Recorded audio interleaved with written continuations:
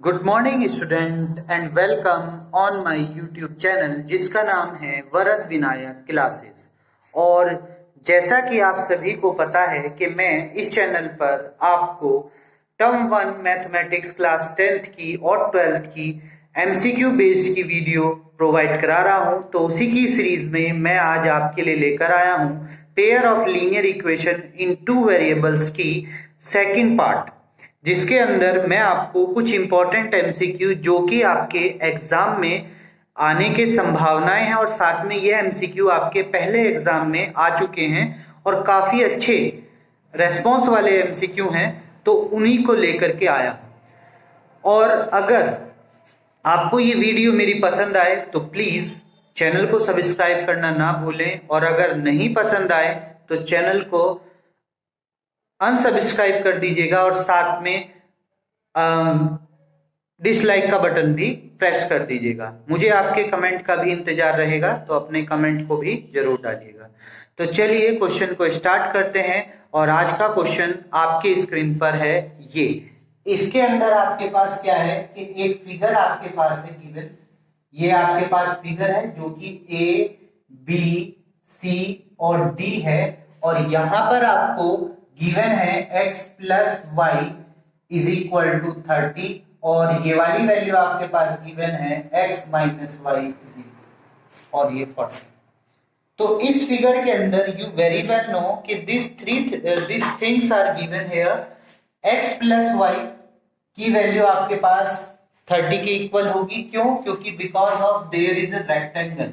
ये आपके पास एक रेक्टेंगल है इन द गिवन फिगर। ये आपके पास कोई गिवन फिगर है एबीसी, इसके अंदर ये एबीसीडी आपके पास रेक्टेंगल है, और आपको बतानी है एक्स की और वाई की वैल्यू। साथ में यहाँ पर आपके पास है कि एक्स की वैल्यू आपके पास 22 हो सकती है, वाई की वैल्यू 18 हो सकती है, या फिर एक्स की वैल्यू 21 हो सकती है, वाई की वैल्यू 17 हो सकती है, एक्स की वैल्यू 27, वाई की वैल्यू दी ही नहीं है, या फिर एक्स की वैल्यू 20 और वाई की वैल्यू 19 हो सकती है।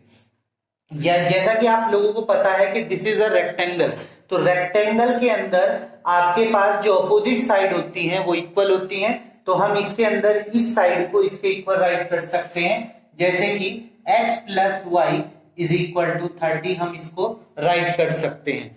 क्लियर? दूसरी वैल्यू आपके पास इसके अंदर हम क्या राइट कर सकते हैं कि यहां पर ये वैल्यू इसके इक्वल भी होगी, तो यानी कि x minus Y is equal to 14। दूसरी इक्वेशन आप ये राइट कर सकते हैं। अब यहां पर दोनों इक्वेशन को सॉल्व करके आपको x और y की वैल्यू को फाइंड करना है कि x की और y की वैल्यू एक्चुअल में आपके पास क्या होगी। देखिए, एक तो मेथड है कि आप इसे एलिमिनेशन मेथड से सॉल्व कर लीजिए। दूसरा मेथड आपके पास है कि जो वैल्यू आपको दे रखी है उन्हीं वैल्यू को यहां पर पुट करिए। जैसे अगर मैं पहले ऑप्शन को देखता हूं तो देखिए x की वैल्यू 22 है। अगर मैं इस कंडीशन को चेक करूंगा तो x की वैल्यू 22 रखता हूं, तो x की जगह 22 प्लस y की जगह 8 है, तो y की जगह 8। अगर इन दोनों को ऐड करूंगा तो वैल्यू क्या आ जाएगी 30, जो कि इस कंडीशन को प्रॉपर्ली सेटिस्फाई करती है।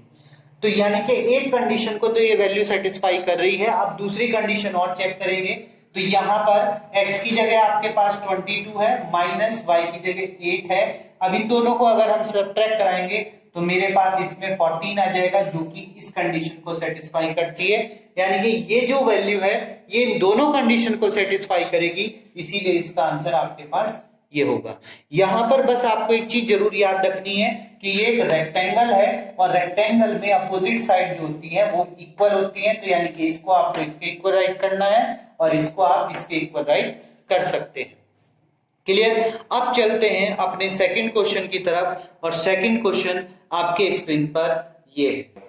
नेक्स्ट क्वेश्चन आपके स्क्रीन पर है, if the sum of a two positive number, if the sum of a two positive number is 108। सबसे इजी क्वेश्चन है। अगर sum of a two positive number आपके पास 108 हैं और the difference of these number is 8 है, तो आपको बताने हैं कि वो दोनों नंबर कौन होंगे। अब इसके लिए आप जनरली बहुत लंबा सॉल्यूशन करेंगे कि पहले आप नंबर मान लीजिए x, दूसरा y, दोनों का सम करेंगे 108 आएगा। फिर दूसरी वैल्यू आपके पास पहला नंबर x, दूसरा y, तो सब्ट्रैक्ट कराएंगे, डिफरेंस कराएंगे तो 8 आएगा। तो इस टाइप से आप ये दोनों इक्वेशन बनाएंगे। बट अगर आप थोड़ा सा भी अपना माइंड यूज करें तो इस क्वेश्चन को आप बिना इस इक्वेशन के भी सॉल्व कर सकते हैं। वो कैसे, वो देखिए, इसने कहा है कि 108 आना चाहिए सम होकर के। तो देखिए अगर मैं इन दोनों को ऐड करूंगा, अगर इन दोनों को ऐड करूंगा तो क्या 108 आ जाएगा? यस आ जाएगा। तो कंडीशन पहली वाली अभी तक तो ठीक है। दूसरी कंडीशन में देखिए, difference of this number is 8। क्या इन दोनों का डिफरेंस आपके पास 8 होगा? क्या इन दोनों का डिफरेंस, इन दोनों का अंतर आपके पास 8 होगा? नहीं। तो यानी कि ये वाला आपका ऑप्शन कट। अब दूसरे ऑप्शन की तरफ चलेंगे। सेकेंड ऑप्शन आपसे क्या कह रहा है कि 50 और 58, अगर मैं इन दोनों को ऐड करूंगा तो क्या ये वैल्यू 108 आ जाएगी? यस, आप कहेंगे यस आ जाएगी सर। बट क्या मैं इन दोनों का डिफरेंस करूंगा तो 8 आ जाएगा? नहीं। अगर मैं इन दोनों का डिफरेंस करूंगा, अगर इन दोनों का ही मुझे डिफरेंस करना है तो देखिए डिफरेंस कैसे होगा, 58 माइनस 50, तो दैट्स इट, वैल्यू इज 8 आ गई है। तो यानी कि ये इस वाली कंडीशन को भी और इस वाली कंडीशन को भी सेटिस्फाई कर रहा है, दोनों कंडीशन को सेटिस्फाई कर रहा है। ऐड करने पर 108 भी आ जा रहा है और सब्ट्रैक्ट करने पर 8 भी आ जा रहा है। तो इस दोनों कंडीशन से ये वैल्यू आ जा रही है, इसलिए इसका आंसर बी होगा। पेयर ऑफ लीनियर इक्वेशन के सबसे इजी क्वेश्चन होंगे जो आप देखते ही इजीली लगा पाएंगे। ये बहुत ही इजी है, बस आपको इनके पैटर्न को समझना है कि हमसे क्या कह रहा है। आपको वो नंबर दिए जाएंगे, उन नंबर को आप उसी कंडीशन में फिल कर दीजिए, आपका आंसर ऑटोमेटिकली आएगा। और पेयर ऑफ लीनियर इक्वेशन और पॉलिनोमियल से आपके पास पूरा 14 मार्क्स का कंटेंट है आपके सिलेबस में। क्लियर? तो चलिए अब चलते हैं अपने नेक्स्ट क्वेश्चन की तरफ। नेक्स्ट क्वेश्चन है आपके स्क्रीन पर ये। Next 2 question here is.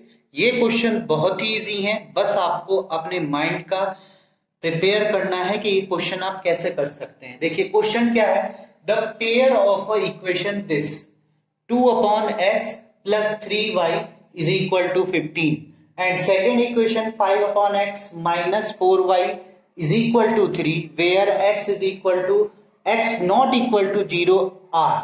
यहां पर आपके पास 4 ऑप्शन है, 1 2 3 एंड 4। ये चारों ऑप्शन को आपको चेक करना है और मुझे बताना है कि इसके अंदर आपकी ये कौन सी इक्वेशन होगी, किस टाइप की ये इक्वेशन है। अधिकतर आप यहां पर एक चीज जरूर देख रहे हैं कि पहले है लीनियर, क्वाड्रेटिक, होमोजीनियस और reducing to the linear.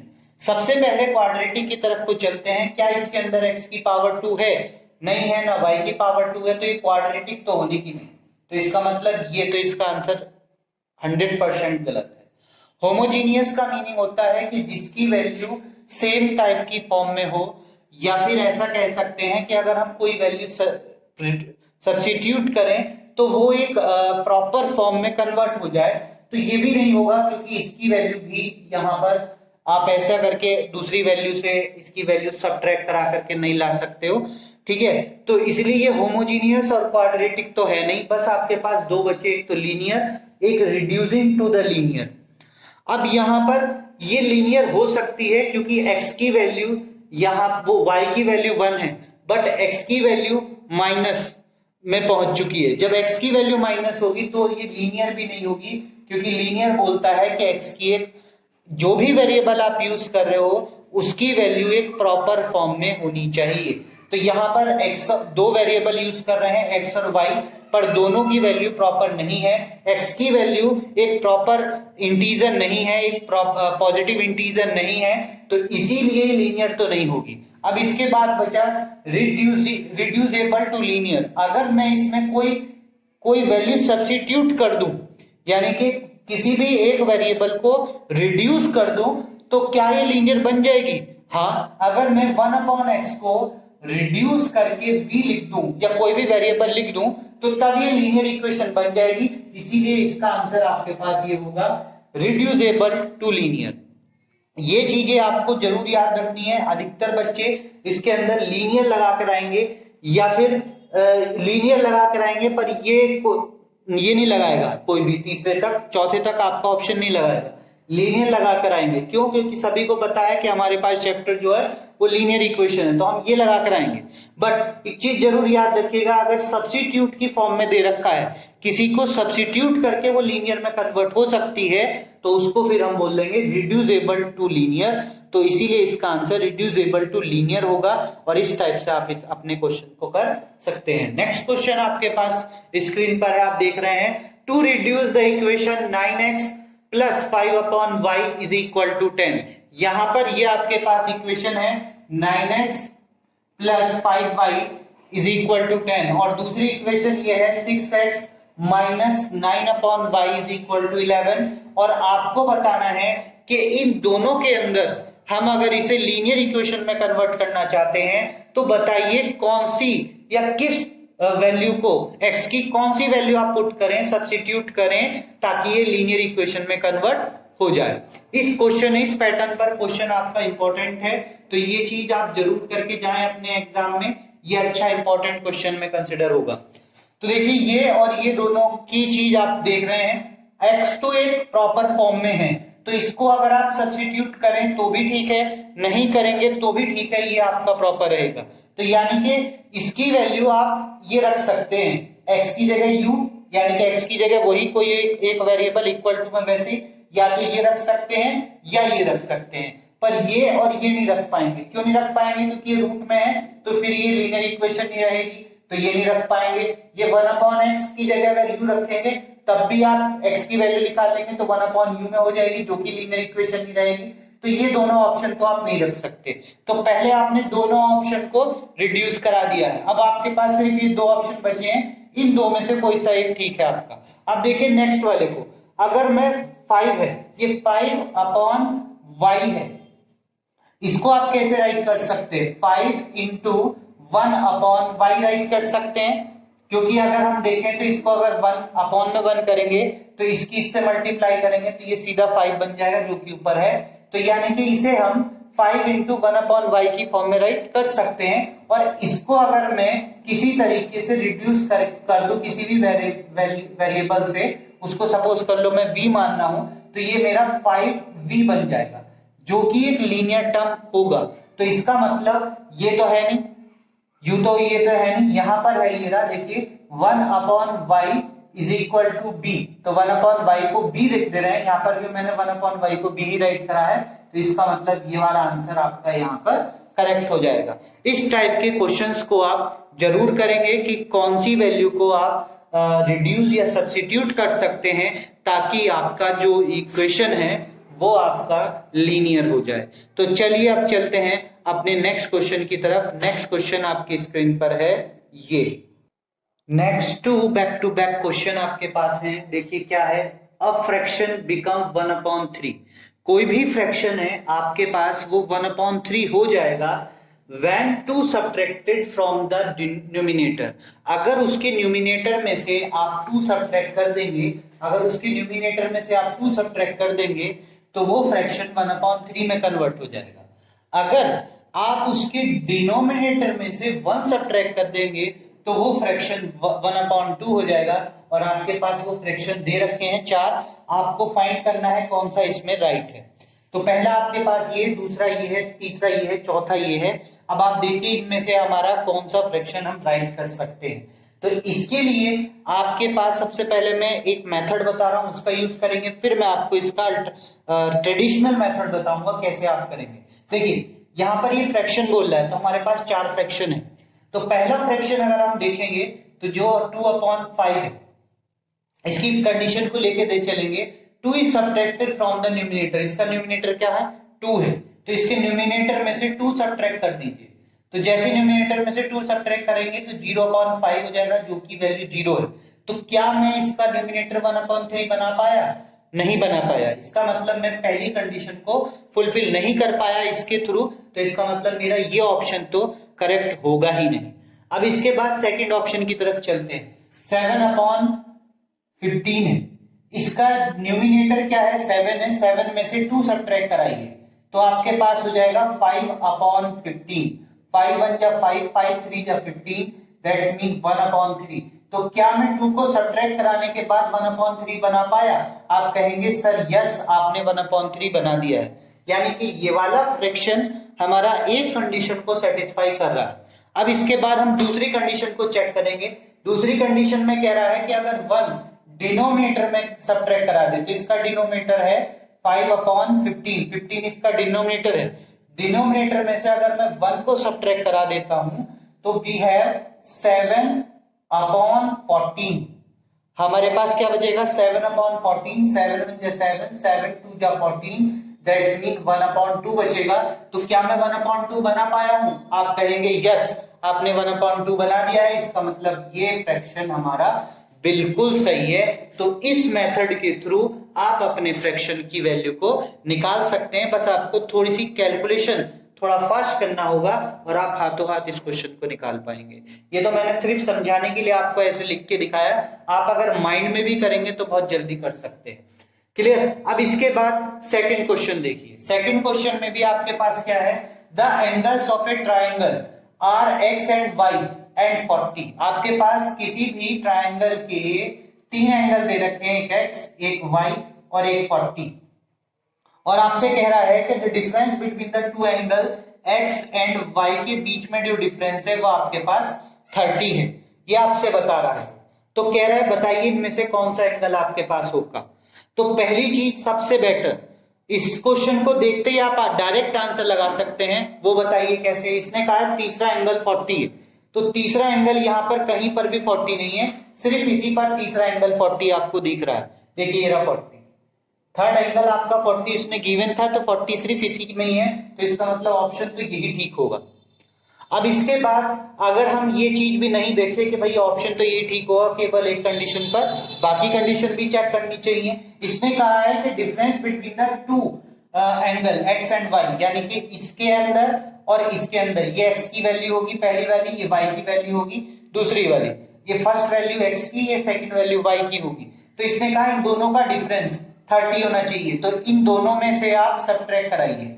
85 minus 55 को आप सब्ट्रैक्ट कराएंगे तो यू गेट 30, तो यानी कि यहां पर ये 30 भी आ जाएगा। इसका मतलब ये दोनों कंडीशन को सेटिस्फाई कर रहा है, इसलिए इसका आंसर यही होगा। बाकी पर आपको देखने की जरूरत नहीं पड़ेगी। थोड़ा सा माइंड को मैकअप करके चलना होगा कि मेरे क्वेश्चन का आंसर क्या बन सकता है, पहले उसे आप ट्राई करिए ये, और फिर जब आपका वो आंसर आपको सेटिस्फाई कर देगा तो इट्स योर चॉइस कि आपका वो तो करेक्ट है ही है, आप उसे लगा कर आइए, अदरवाइज दूसरे को चेक करिए। इस टाइप से आप चेक करके जल्दी से जल्दी आंसर निकाल सकते हैं, सिर्फ आपको कैलकुलेशन करनी होगी, वरना इसके ट्रेडिशनल मेथड बहुत हैवी और बड़े होंगे। जैसे अगर ये यहां पर देखेंगे तो x plus Y is equal X plus Y plus 40 is equal to 180 लगाएंगे, फिर x minus Y is equal to 30, फिर दो इक्वेशन बनेंगी, उन दोनों इक्वेशन को आप सॉर्ट आउट करेंगे तभी आंसर आएगा। तो उससे बेटर है कि आप इसको डायरेक्ट ही फाइंड करके निकाल के अपना आंसर देख सकते हैं। तो जैसा कि मैंने आप सबको बताया था कि ये आपके पास नेक्स्ट क्वेश्चन आपकी स्क्रीन पर अब आएगा। नेक्स्ट क्वेश्चन आपकी स्क्रीन पर है ये, नेक्स्ट क्वेश्चन आपके स्क्रीन पर है ये। क्वेश्चन क्या है? A person rowing at the rate of 5 kilometre per hours in the still water, means कि उस पर्सन की, एक पर्सन की स्पीड आपको दे रखी है 5 kilometre per hours still water, जब वाटर स्टिल है, एंड टेक्स द थ्राइस, अब वो थ्राइस टाइम ले रहा है, as much that time going for 40 kilometre, 40 kilometre upstream में जाने में उसे तिगुना टाइम लगेगा। किससे तिगुना लगेगा? इससे, डाउन स्ट्रीम ऑफ 40 किलोमीटर जाने में। तो अगर वो डाउन स्ट्रीम 40 किलोमीटर, ऐसे समझ लीजिए ये आपसे कहना चाह रहा है कि डाउन स्ट्रीम अगर 40 किलोमीटर वो x आवर्स में जा रहा है, तो अप स्ट्रीम 40 किलोमीटर वो 3x टाइम में जाएगा। तो आपको बताना है कि पानी की टाइम स्पीड क्या है, स्पीड ऑफ स्ट्रीम बतानी है, स्पीड ऑफ स्ट्रीम क्या होगी। क्वेश्चन आपके पास, वो ऑप्शन आपके पास है 3 kilometre per hours, 2.5 kilometre per hours और साथ में 7.5 किलोमीटर पर आवर्स और 18 किलोमीटर पर आवर्स। क्वेश्चन को एक बार सोच के करके देखिए कि क्या ये आप कर सकते हैं। देखिए क्वेश्चन के लिए सबसे पहले आपको इस क्वेश्चंस में स्पीड को मानना होगा कि let the speed be X, let the speed be X, किसकी? पानी की, जो वाटर की स्पीड है वो आपके पास x है, और ह्यूमन की तो दे ही रखी है। तो जब वो अप स्ट्रीम चलेगा, जब वो अप स्ट्रीम आपका वर्क करेगा तो उसकी स्पीड क्या हो जाएगी? अप स्ट्रीम स्पीड उसकी कितनी हो जाएगी? यू वेरी वेल नो कि उसके पास 5 तो उसकी अपनी थी, और जो पानी का प्रेशर होगा यानी कि पानी की जो स्पीड होगी वो इसमें से यहां पर सबट्रैक्ट हो जाएगी, तभी उसके पास अप स्ट्रीम स्पीड वेरी करेगी। अब इसके बाद जब सेकंड चीज देखेंगे तो डाउन स्ट्रीम, डाउन स्ट्रीम में पानी उसी के साथ वर्क करेगा, तो डाउन स्ट्रीम आपके पास क्या हो जाएगा?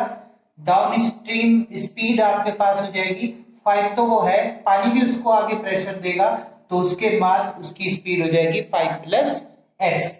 अब अगर मुझे यहां पर एक चीज और गिवन है कि 40 किलोमीटर ही चल रहा है, यानी कि डिस्टेंस उसके पास यहां पर आपके पास 40 किलोमीटर ही है, ठीक है। तो डिस्टेंस ये रही, तो अगर टाइम टेकन निकालना है अप स्ट्रीम में, ठीक है, अप स्ट्रीम में अगर मुझे टाइम टेकन निकालना है तो टाइम टेकन इसके लिए क्या हो जाएगा? क्या होता है? Distance upon speed. तो यानी कि डिस्टेंस आपके पास 40 है और स्पीड आपके पास 5 माइनस एक्स है। अब इसके बाद सेकंड चीज में आ जाएंगे डाउन स्ट्रीम में। जब डाउन स्ट्रीम पे चलेंगे आप, तो डाउन स्ट्रीम में जब आप चलेंगे तो टाइम टेकन कितना होगा? टाइम टेकन आपके पास वही डिस्टेंस अपॉन स्पीड ही होगा, तो डिस्टेंस हमारे पास 40 ही है, स्पीड हमारे पास हो गई 5 प्लस एक्स। तो दोनों का हमारा टाइम टेकन हमारे पास आ चुका है। अब अकॉर्डिंग टू द कंडीशन देखिए, वो कह रहा है थ्राइस आपको करना है, तो डाउन स्ट्रीम कम टाइम में पहुंचेगी और अप स्ट्रीम ज्यादा टाइम पे, तो डाउन स्ट्रीम के टाइम को इधर की साइड लिख करके आपके पास, क्योंकि डाउन स्ट्रीम का टाइम जो होगा वो सबसे कम टाइम होगा, जबकि अप स्ट्रीम का टाइम उससे ज्यादा होगा। तो ज्यादा ये है, ग्रेटेस्ट वैल्यू ये है, ये स्मॉलेस्ट वैल्यू है, ये आपके पास ग्रेटेस्ट वैल्यू है। तो ग्रेटेस्ट स्मॉलेस्ट को ही तो 3 से मल्टीप्लाई करोगे तभी तो वो ग्रेटेस्ट के इक्वल हो जाएगी, यानी कि बड़े के इक्वल हो जाएगी। तो बस इसको 3 से मल्टीप्लाई कर दीजिए, अब सॉल्व कर लीजिए, आंसर आ जाएगा। यहां से इसे क्रॉस करेंगे, ये वैल्यू इसकी क्रॉस मल्टीप्लाई इसकी इससे, और ये वैल्यू हो जाएगी 3 into 5 minus X is equal to 5 plus X, and then after here is 15 minus 3x is equal to 5 plus X. और जब इसको इधर लेकर आएंगे, इसको उधर लेके जाएंगे, तो हो जाएगा 10, ये 15 minus 5 is equal to x plus 3x। Now this value is 10x, 10 is equal to 4x, and this x is equal to 4, वो 10 upon 4, that's mean 2.5 kilometre per hours, ये आपके पास इसकी स्पीड हो जाएगी।